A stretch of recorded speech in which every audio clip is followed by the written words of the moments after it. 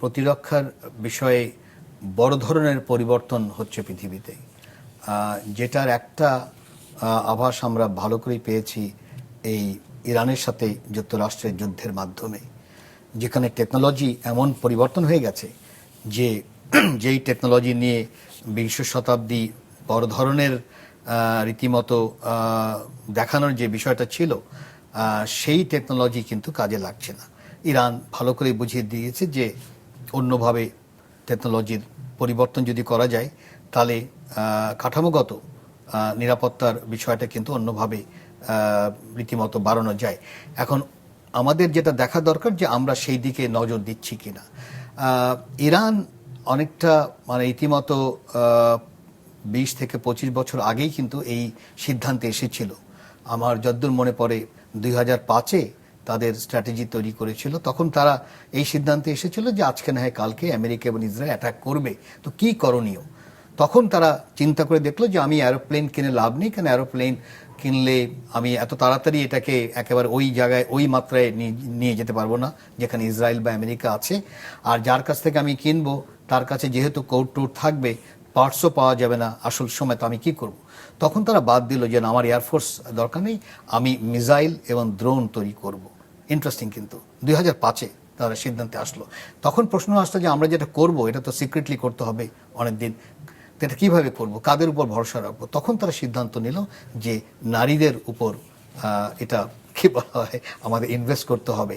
তো আমরা যখন কথা বলছি পৃথিবীতে largest women scientist in the world per capital হলো ইরানে, তারপরে লার্জেস্ট পার ক্যাপিটা ইঞ্জিনিয়ার্স হলো ইরানে, কারণ ওই যে ইনভেস্ট করেছে তাতে number of engineers per capital number 1, আবার উইমেন সায়েন্টিস্ট হলো নাম্বার 1 করে তারা এই মিসাইলের ড্রোন এমন একটা লেভেলে নিয়ে গেছে যার একটা আমরা ভালো করেই তার কি বলে এক্সাম্পলটা দেখলাম।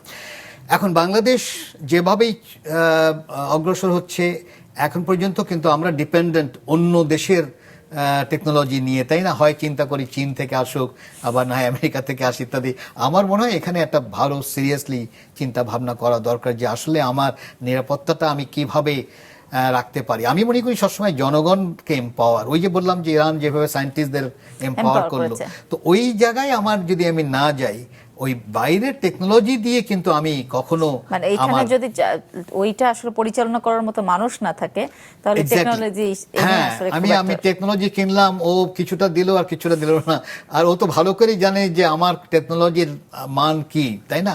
সে জায়গায় আমার নিজের টেকনোলজি এবং তার কাঠামো তৈরি করা দরকার।